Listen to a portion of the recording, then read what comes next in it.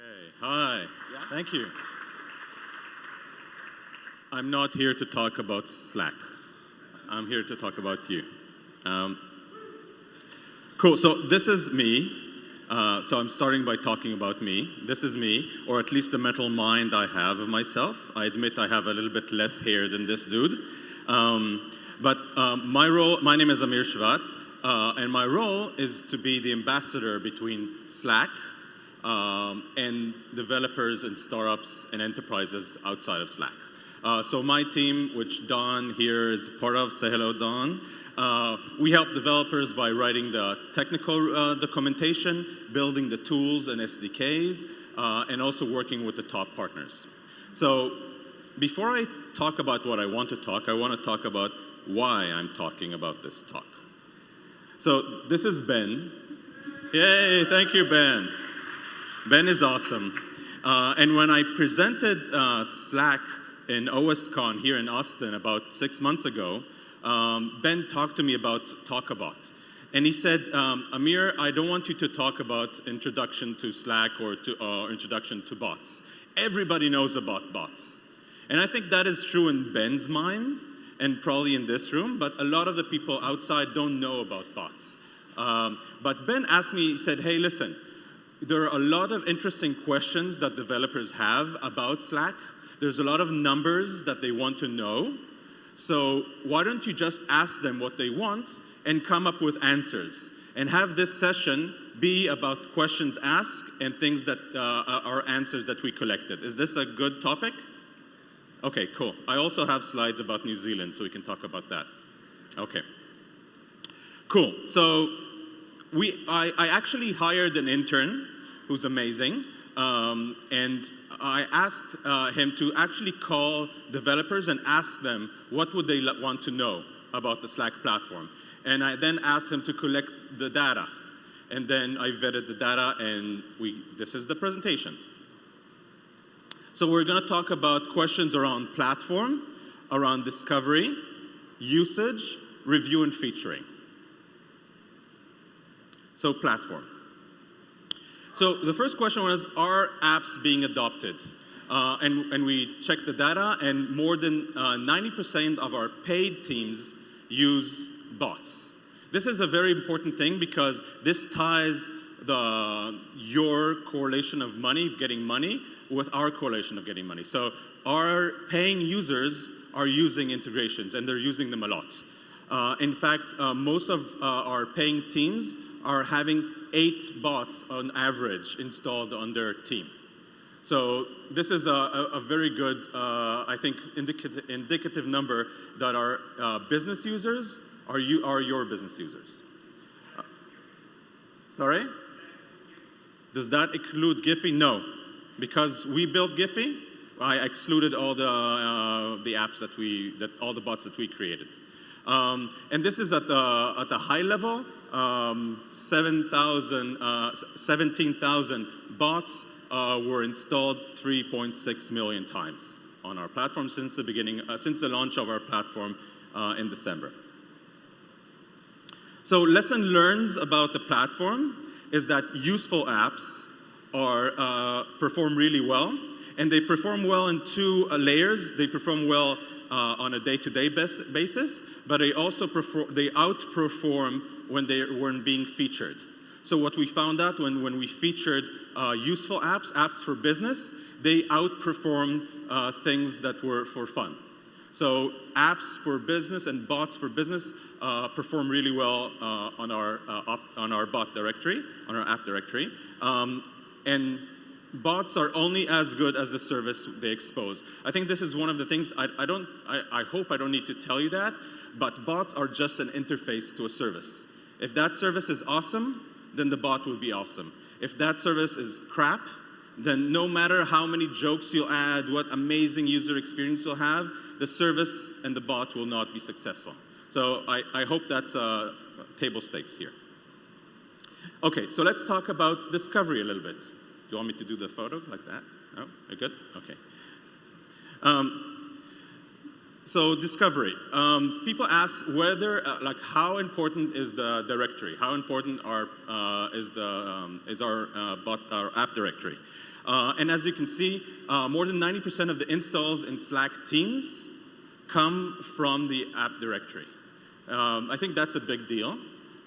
We actually, there's a process, and we actually review apps. So the majority of the apps that go, all the apps that go through the directory have to go through a lengthy review process, but it's worth the while. And this is a conversion rate, so half of the potential installers, people who come with a Slack team, come into the app directory, actually installs apps. So we have a pretty good conversion in our app directory. Okay, lessons learned. Medium and Product Hunt is very, very effective when launching your bots. The keys: first, launch it, then do a Medium post, and then a Product Hunt. Share that with us, and we'll be happy to share the love. So our tweet handle usually like reposts if you ask. And we prefer business use cases. Productivity, product management, anything that is sucky in your experience. How many of you love to do expense reports? But if you think about it, it's crazy, right? It's an amazing use case. I paid for something, and now I want the company to pay me back. So that's a good thing. So why nobody here raised their hands? Because it's still a sucky experience, right? So think of all the sucky experiences in your work life, and ask yourself, can you make them better with bots? And this is, I think, one of the big lessons learned. By the way, CRM was the most sought over integration until this week. This week we launched a partnership with Salesforce. Okay, let's talk about usage.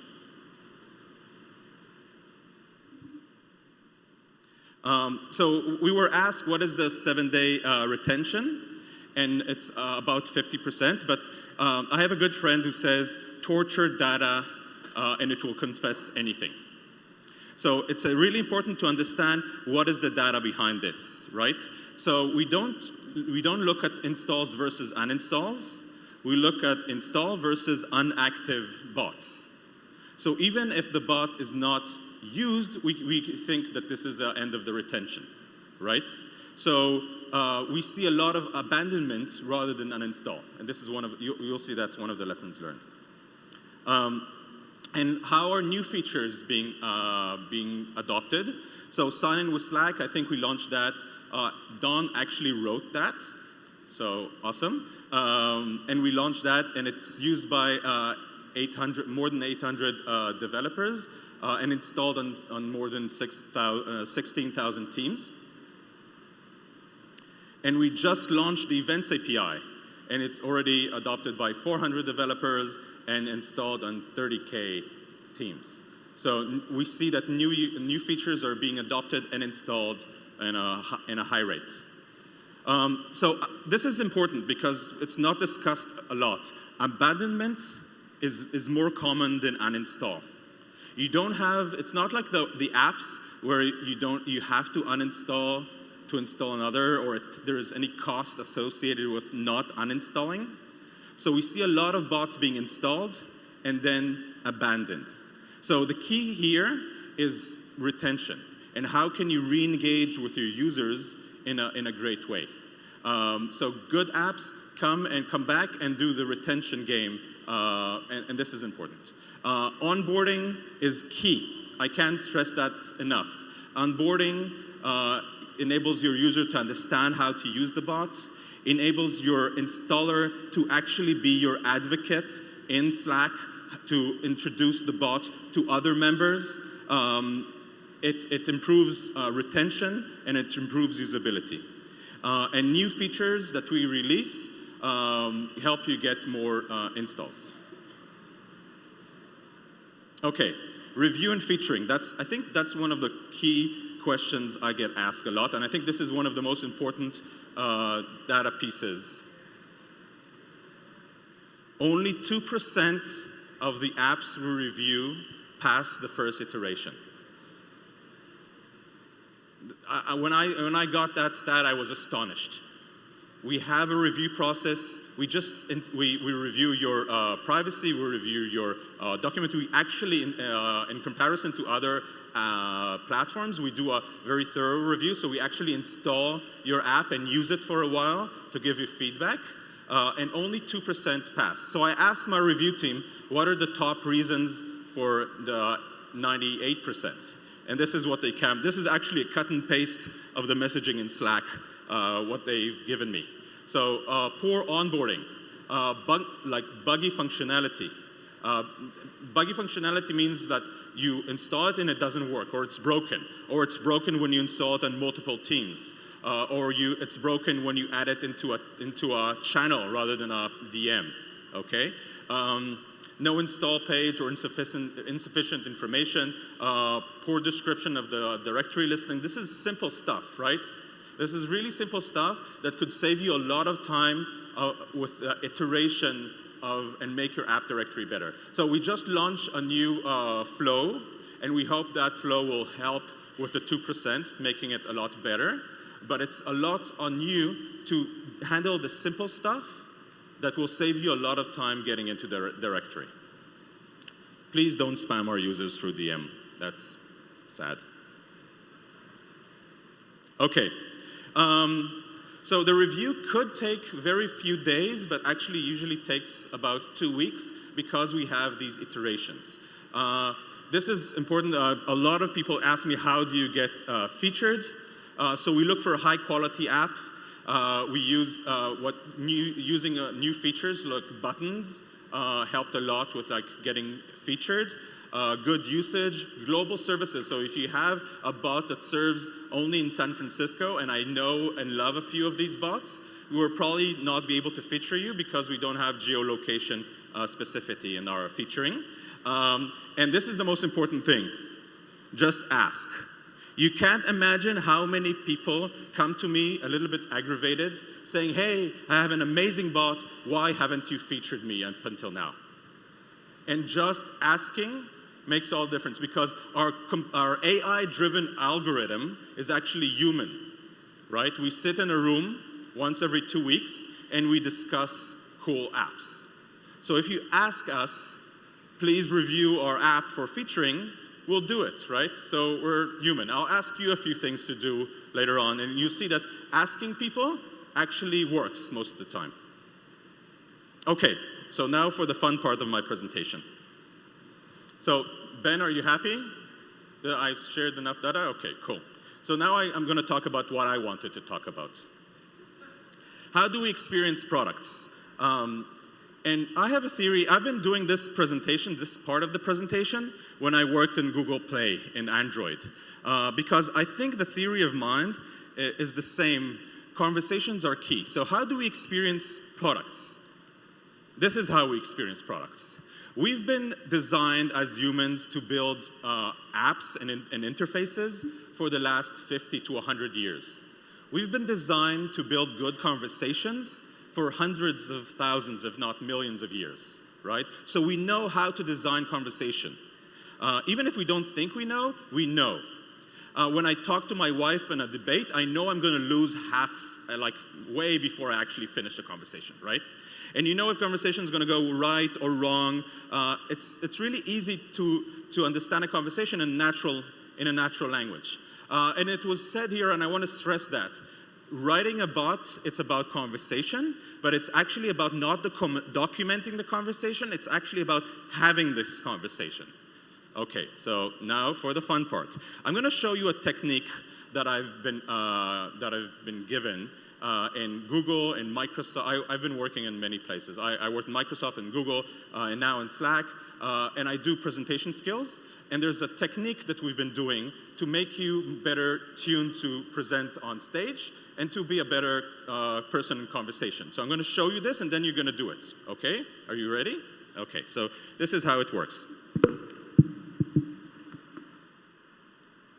2, 3, 1, 2, 3, 1, 2, 3, 1, 2, 3, 1, 2, 3, 1, 2, 1, 2, 1, 2, 1, 2, 1, 1, 1, 1. Okay? Come on. Everybody up. Everybody up. Yeah, you in the back, I can see you. Up, up. Okay. Ready? Now we actually do this, okay? 1, 2, 3, 1, 2, 3, 1, 2, 3, 1, 2, 3. 1, 2, 1, 2, 1, 2, 1, 2, 1, 1, 1, 1.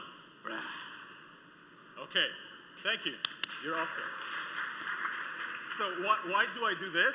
This fools your brain to think that you're in it fills your body with adrenaline. Oh, sorry. So this fills your body with adrenaline and convince your mind that you're in a state of excitement. So this turns a fearful conversation into an excited conversation. And why did I ask you to do this? Because I'm going to invite one of you here to do a conversation. Who wants to join me? It's going to be, okay, yep, go ahead, come. Please welcome him with a round of applause.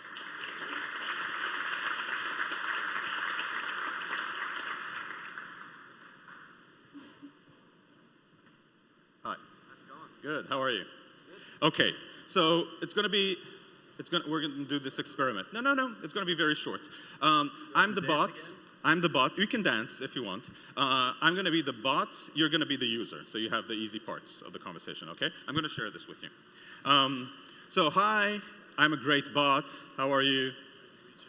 But before I tell you what I do, I want your username and password for Facebook, please.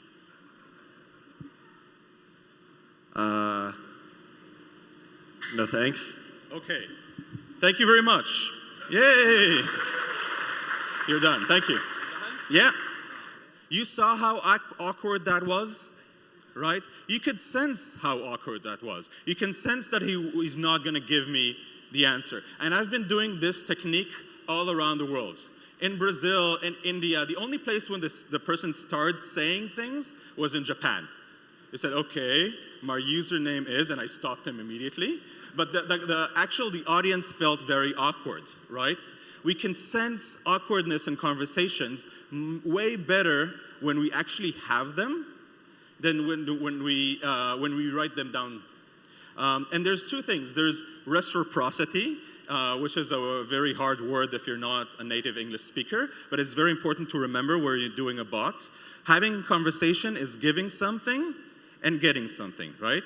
So having a conversation, asking the user what's his username and password without giving him or her any information is wrong. In Android, we used to call it the wall of login. Apps that had this wall of login at the first page of their app actually performed really badly, and the retention and the bounce rate was really high. Same thing goes with bots. I see bots that says, hey, why don't you now do a double OAuth process with us before you actually, before we give you any value. So please work with a reciprocity in mind. And people want to see the fruit of their work. I love this slide. This is like my favorite slide in life. People want to see the fruit of their work. They're willing to give you a lot in order to get a lot. So you'll see that just asking the user, but telling him what he's going to get, or her what they're going to get, gets you a lot of information. I upload photos to Facebook, and then I tag them, and then I add my feelings. I add a lot because I know I'm going to get some sort of reciprocity back, right? So do that, build great bots, talk to us, ask us about featuring and about quality. There were a few discussions here about developer versus platforms. I don't think there's a versus here. I think that we're all here together to create something better for everyone. I feel a little bit like the beginning of the internet when everybody was like, let's do it together, and I think this is what I want to promote. There's this event, which is awesome. There's Botness. There's a lot of good discussions happening, so please talk to me and talk to the rest of the team here in Slack. Thank you. Give Amir a hand. That was really good. Who has questions for Amir?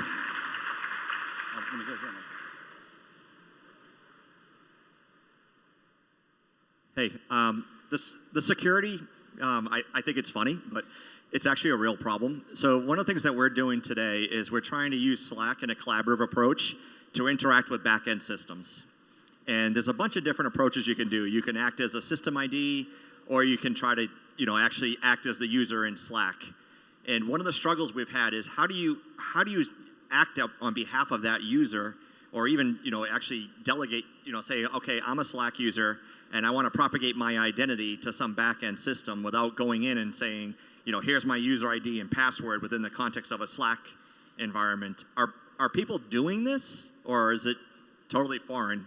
So people don't give their username. I hope they're not giving their username and password to a third party.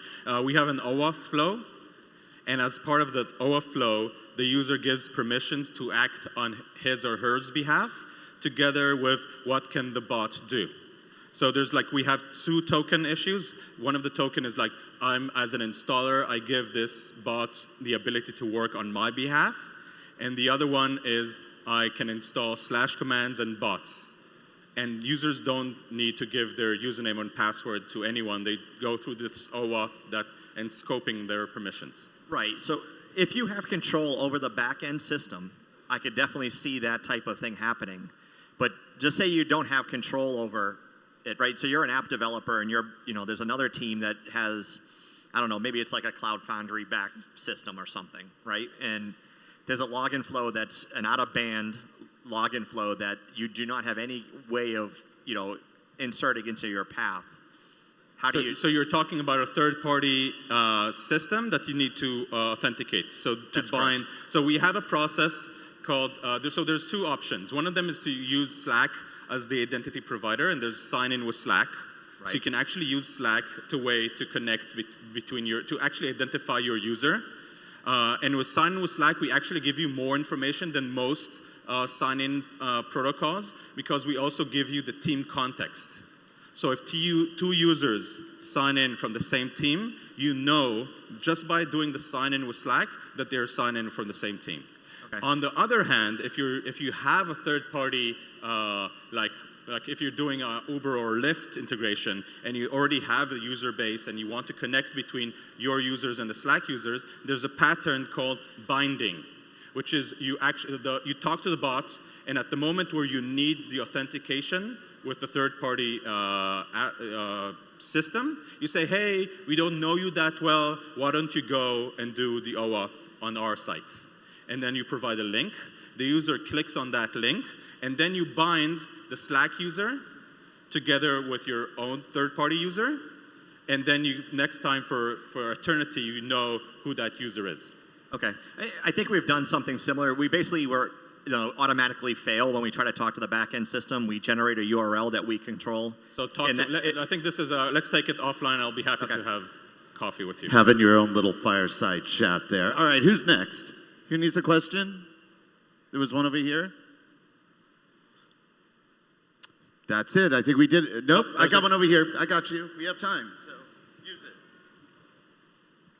it. Is it an option for what the gentleman's talking about, and something we're trying to do is using some sort of third-party IaaS, something like Auth0 or something with passwordless authentication. That way, which if they include, sign in with Slack, you could have both parties sign in at that third party and then kind of authenticate your bot through that back into Slack. I mean, is that an option? Is that something you've considered? I didn't get the use case. I go into Slack, I want to install a bot. You allow the third-party IaaS to manage the identity. Yeah. No, right now, no, but that sounds like a feature request. If it's important, tell us what's important.